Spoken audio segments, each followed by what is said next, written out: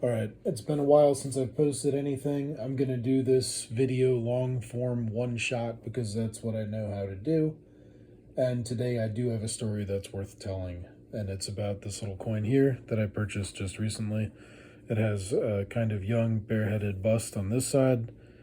You can read the first couple letters there of what probably says Kaiseros. And then on this side, we can see it ends in kind of what looks like an OY, which is the Greek OU, at the front part of his brow. And on this side, we have another bust. It's kind of hard to read anything.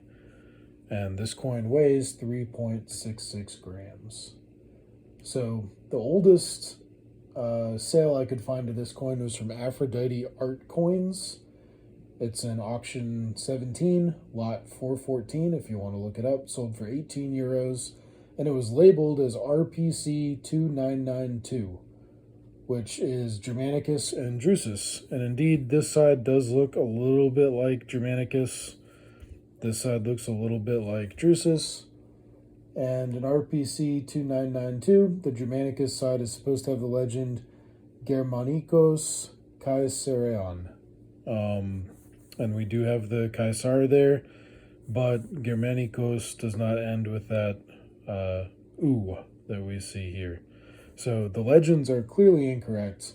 It's not RPC 2992. And when I first had any kind of knowledge of this coin, it was posted on Forum Ancient Coins auctions. And I love Forum. I think they're a really good company. I think they're honest. And they did label it as an unidentified Roman provincial bronze coin.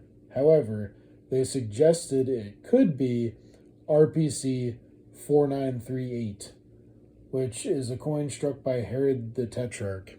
And in this case, we do have a legend that kind of works, because this side of the coin would be Augustus, and that is correct. That is who this is.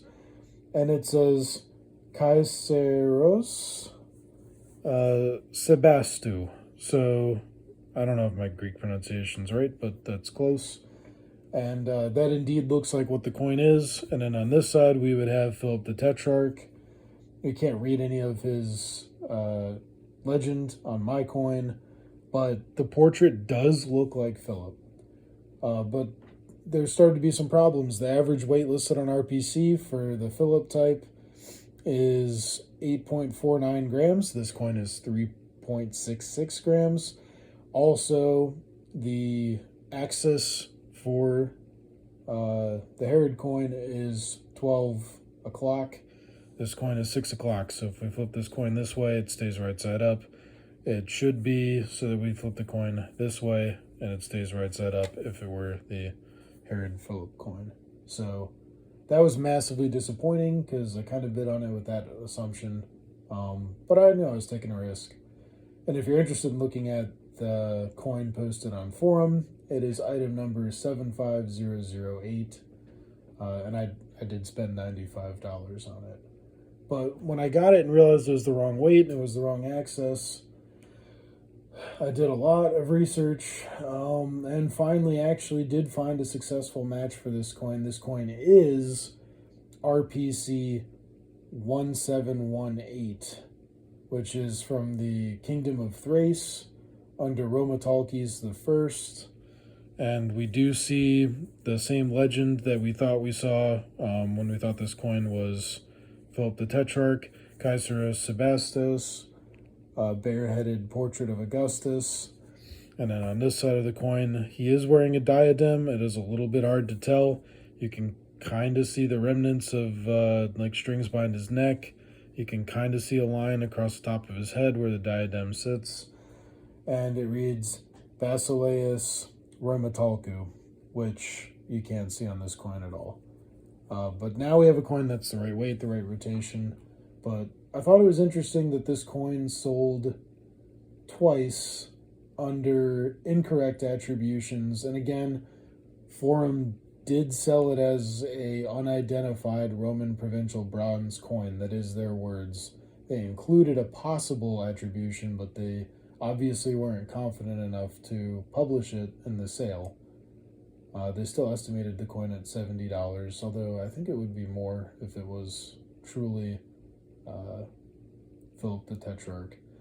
But the point here is there are some really smart people that run some really good auction houses and really good stores, and they do their best to attribute these coins, but they're not always correct.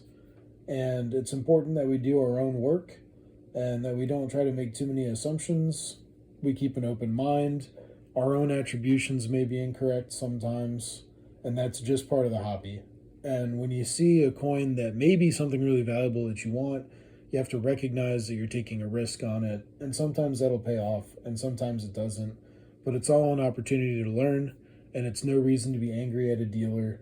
But do your own homework, double check things.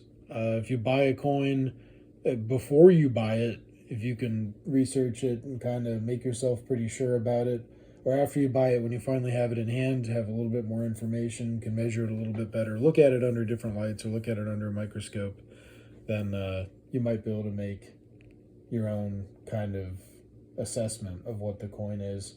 And that may be more legitimate than even some of these experts who go through a lot of coins and probably don't spend as much time with it as you will. So make sure you're doing your homework and checking all your attributions.